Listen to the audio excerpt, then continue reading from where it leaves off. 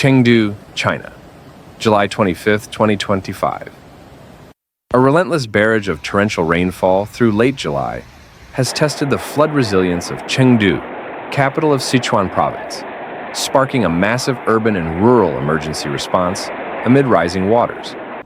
As part of China's rapidly developing southwestern corridor, Chengdu has faced severe hydrological pressure, with its urban landscape subjected to unrelenting storms that triggered widespread surface flooding, transportation disruption, and accelerated urban drainage efforts.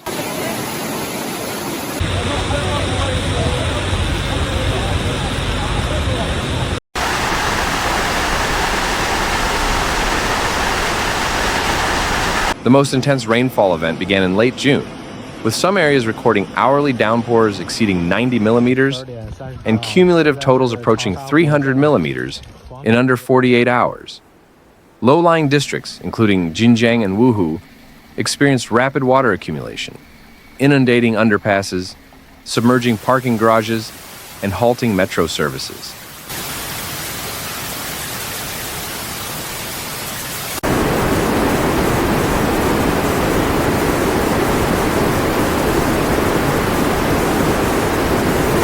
In a striking image of adaptation, delivery vehicles were replaced by inflatable rafts in some quarters, underscoring the severity of waterlogging in central neighborhoods. What unfolded in Chengdu was not merely a climate event, but a full-scale urban stress test. City authorities initiated a Level 2 flood emergency response, deploying municipal workers and engineering teams around the clock.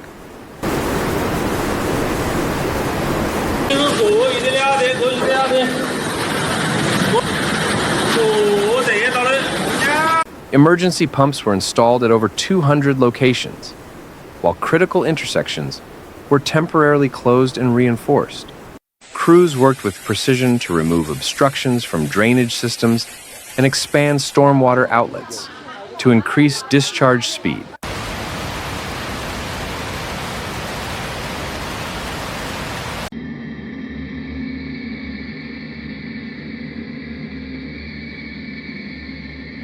Central to Chengdu's flood management strategy has been the mobilization of its sponge city infrastructure, a system of green spaces, permeable surfaces, and subterranean storage tanks designed to absorb and redirect runoff. Over the past 5 years, the city has invested heavily in this model, converting paved areas into bioretention zones and wetlands.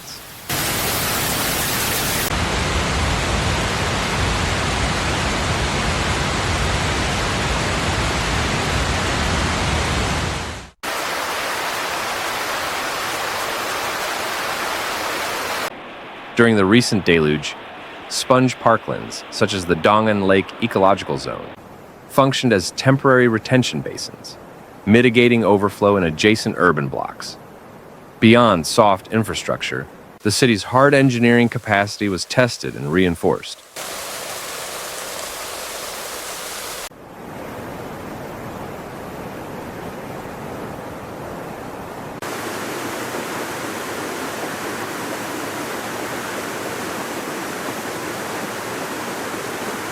Multiple rivers, including the Xinjiang, Tuo, and Fu, were elevated above alert levels.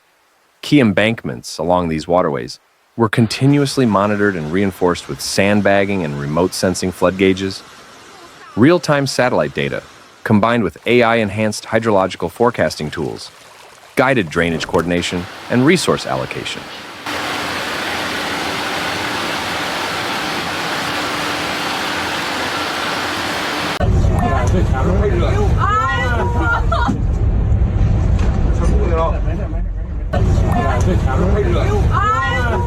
In rural Sichuan, where runoff from the Longmen Mountains converges into the plains, landslide prevention was prioritized alongside water management. Hillside catchments and slope stabilization grids were deployed in sensitive areas, reducing the risk of collateral geological disasters.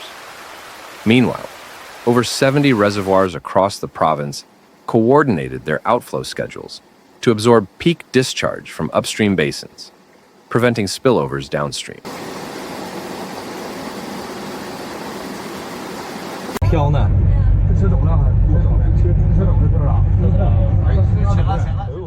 Chengdu's transportation and power networks, though temporarily strained, demonstrated rapid recovery capability.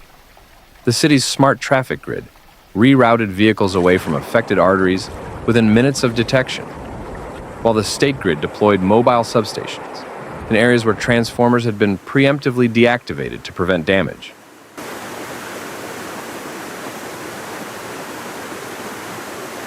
Critical infrastructure, including hospitals and data centers, remained online via backup energy and isolated drainage.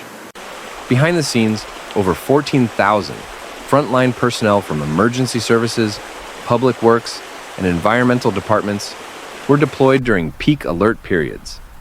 Their work was supplemented by unmanned aerial vehicles used for mapping flood zones, monitoring levee conditions, and coordinating supply drops to temporarily isolated pockets of the city.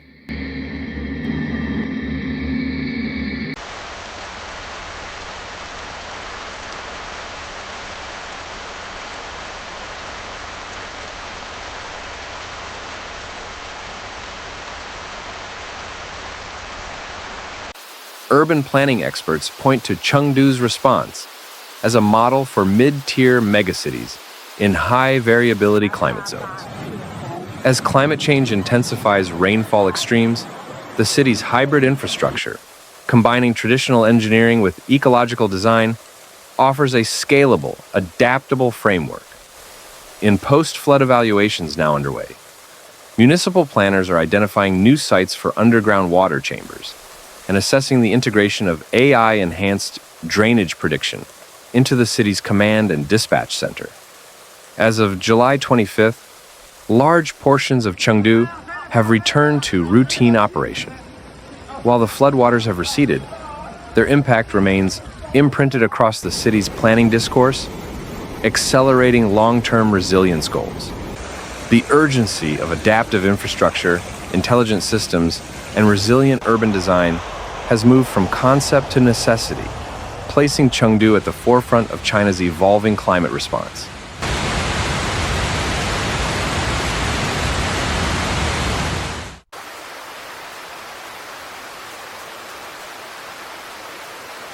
Thanks for watching Severe Weather, where we break down the facts behind nature's most intense moments.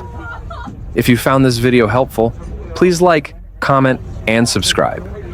Your support keeps this channel going. Hit the bell so you never miss a real, calm, and clear report. Note, some footage in this video may be used for illustration and may not show the exact event described. See you in the next one. Stay informed, stay safe,